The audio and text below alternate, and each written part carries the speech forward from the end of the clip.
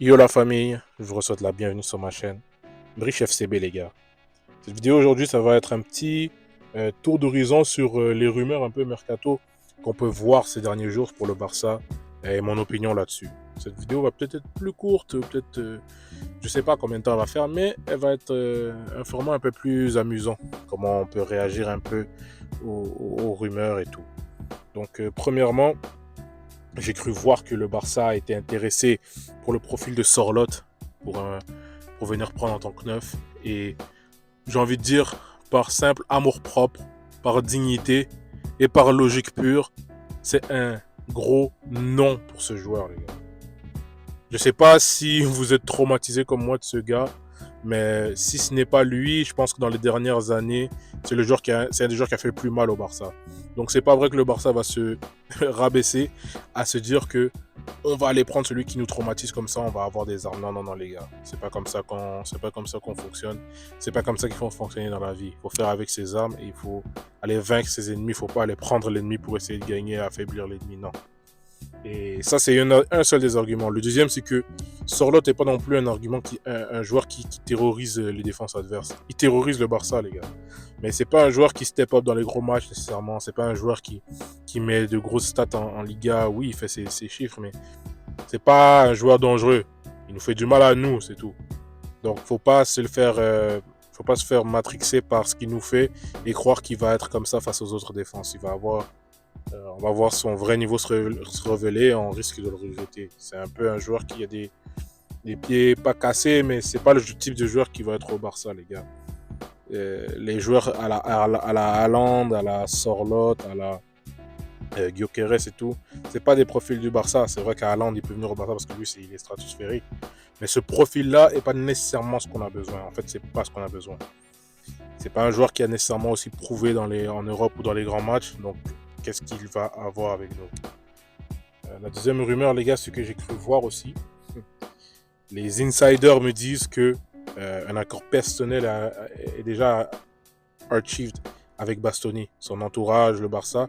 Ils seraient déjà, soi-disant, d'accord pour un contrat. Les accords personnels sont déjà sur la table. Il reste plus qu'à ce que les deux entités, les deux institutions se mettent d'accord sur le prix de transfert et que tout ça se fasse. Si c'est vrai, les gars, je pense qu'il faut qu'on se réveille et qu'on boucle ce transfert très tôt, dès que le mercato ouvre. Qu'on n'attende pas les dernières journées, qu'on ne laisse pas les choses se compliquer. Bastoni ne va pas en Coupe du Monde, donc il ne pourra pas nous sortir les gimmicks de je pense pas à ma situation de club avant la fin de la Coupe du Monde et tout.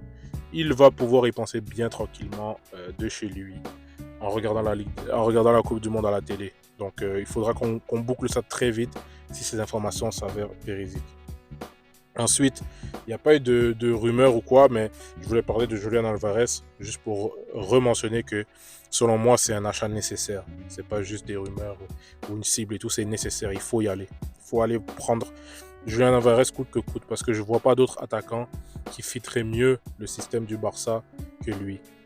En gros, Alvarez, c'est comme ce que Ferran Torres devrait être. Si Ferran Torres était à son plein potentiel, pour moi, ça serait un joueur à la Julian. Un joueur très mobile, capable de marquer des buts, capable de jouer dos au but, capable de porter le ballon, d'aider défensivement et tout. Donc, ça serait bien d'avoir ces deux joueurs-là qui vont se pousser l'un l'autre. Est-ce qu'ils se sont croisés à City? Je pense pas. Mais qui sont ce type de joueurs. Donc, pour dire, les gars, il faut aller sur Alvarez, c'est plus que nécessaire. On n'a pas le choix.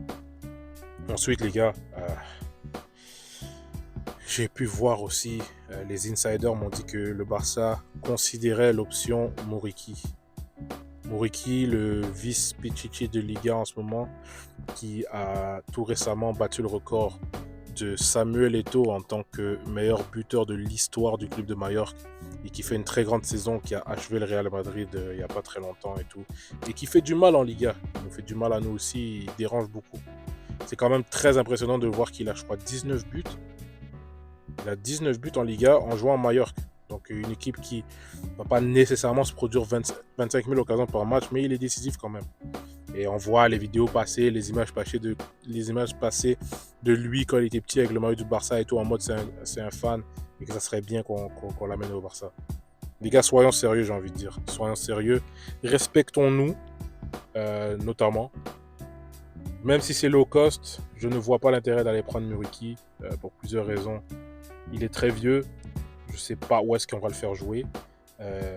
Gardez en tête que potentiellement Lewandowski va rester au Barça, selon moi. Et c'est son souhait. Et je pense que le Barça lui doit un peu de le laisser rester s'il veut. Et son apport dans le vestiaire va être pertinent. Et ça serait bien qu'il puisse participer si jamais on arrive à prendre la Ligue des Champions. Ça serait bien qu'il puisse participer en étant là, en étant un acteur, que ce soit mineur ou juste hors du terrain pour ce groupe. Ça serait bien qu'il reste. Donc, prenez en tête que Lewandowski va rester. Donc, pourquoi aller prendre Muriqi? Lewandowski pourra jouer quelques minutes, grappiller du temps de jeu ici et là, mettre ses quelques buts en Liga et tout. Genre, on aura déjà Lewandowski pour faire ce que soi-disant Muriqi va vouloir venir faire au Barça. Et d'autant plus, on n'a pas besoin de Muriqi si éventuellement on prend Alvarez et qu'il reste Ferran Torres et encore plus Lewandowski. On n'a juste pas besoin de lui. Et le principal que moi je dis, c'est qu'il faut se respecter, les gars. Dans quel monde le Barça va s'intéresser à Muriqi? Muriqi, c'est de type Braithwaite, les gars. C'est de type. C'est même pas comme quand on allait prendre Luc de Jong et Aubameyang, c'est encore plus bas. Muriqi n'est pas un grand joueur, les gars. Il ne faut pas se voiler la face. Oui, il a dépassé Samuel Eto'o. C'est une légende à Mallorca et tout, mais il n'a aucune expérience, ne serait-ce que d'Europe. Il n'a aucune expérience de jouer des coupes.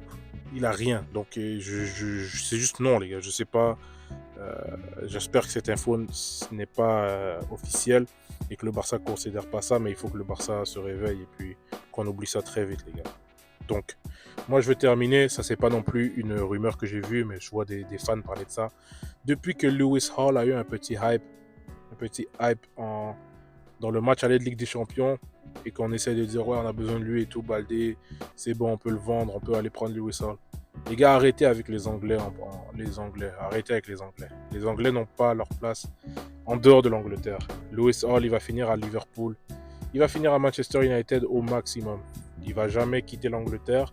Et même s'il le pouvait, je ne veux pas qu'il vienne ici.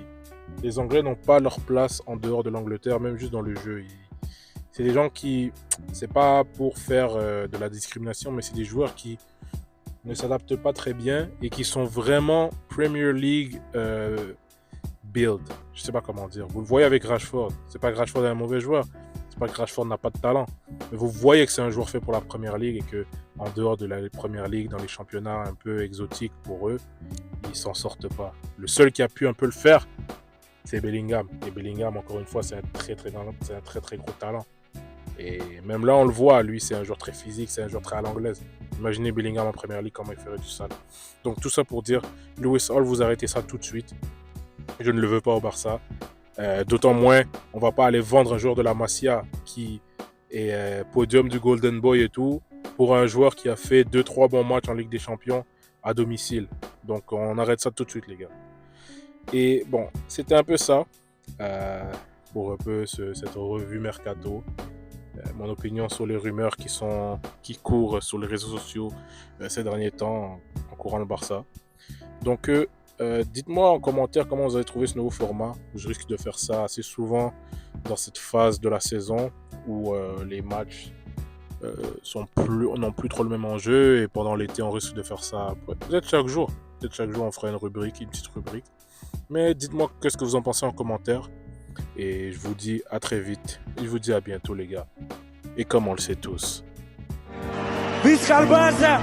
Visca Catalunya! Visca el Barça, sempre. Visca el Barça i visca Catalunya!